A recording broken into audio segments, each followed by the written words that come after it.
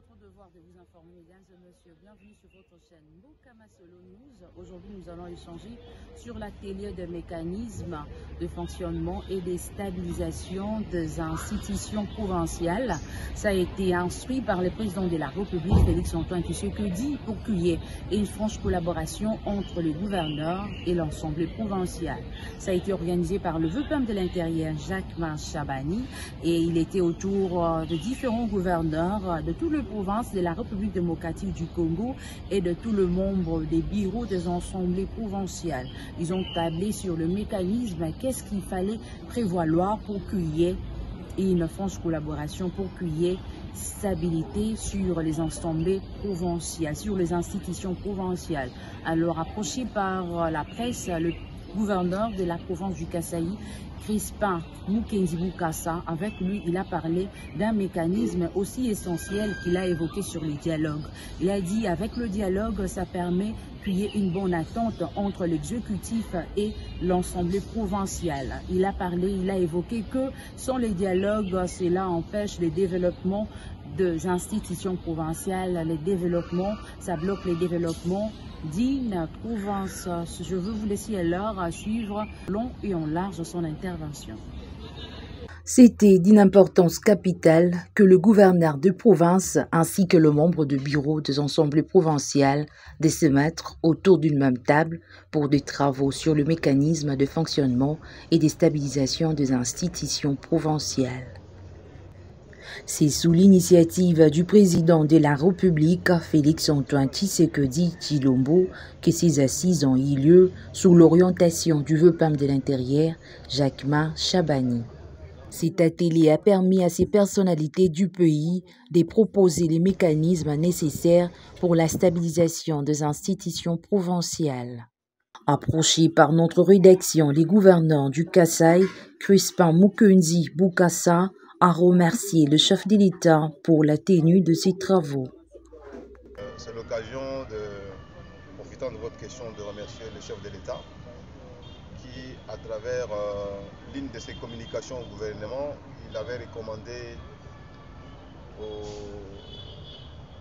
ministre de l'Intérieur, le VPM de l'Intérieur, de pouvoir travailler sur la stabilisation des institutions provinciales. Il soutient également que l'instabilité bloque les développements de province et comment faire pour regarder tous dans une même direction. Des fonctionnements pour la stabilisation des institutions au niveau de la province. Vous le savez, vous et moi, que depuis un temps, il y a l'instabilité au niveau des institutions provinciales. Cela fait que les différents projets que les exécutifs provinciaux initient connaissent un frein. Parce que vous pouvez vous imaginer que dans une province, un gouverneur est élu, une année, 2 ans après, lorsqu'il est remplacé, celui qui vient, il cherche à recommencer à zéro. Alors que le gouverneur, lorsqu'il est élu, il est élu pour un mandat de 5 ans.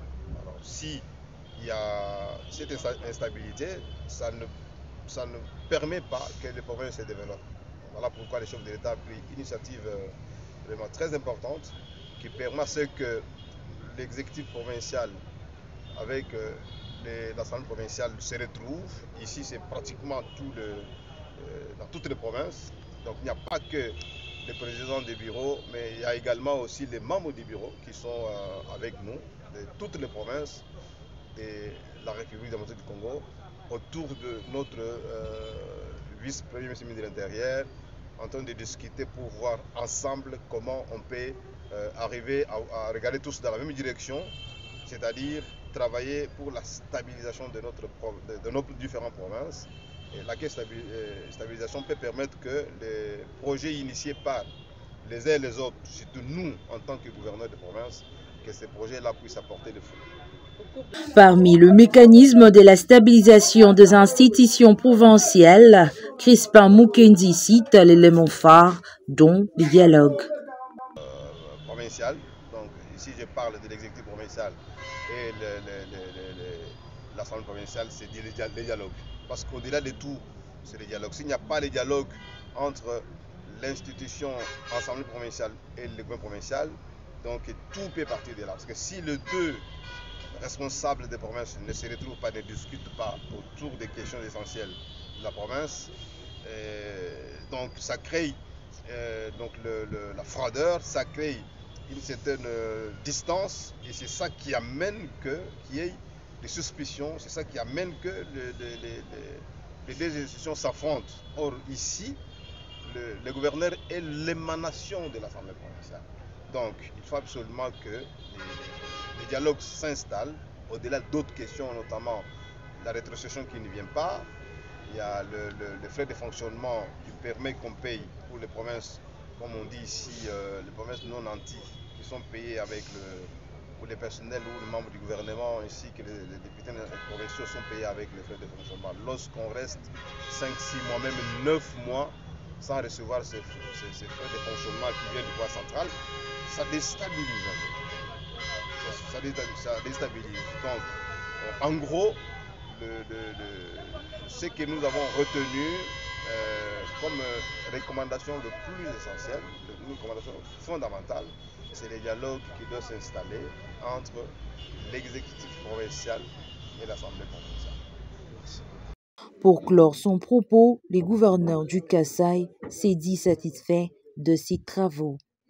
Je pars très satisfait, et c'est l'occasion encore une fois de remercier le président de la République, chef de l'État, son Excellence Félix-Antoine Tshisekedi Tshilombo, pour cette occasion qu'il nous a donnée de partager avec ces éminents orateurs, de partager avec les collègues, avec les honorables députés provinciaux. Quelques recommandations ont été présentées au ministre de tutelle Jacques Machabani pour approbation et la mise en exergue.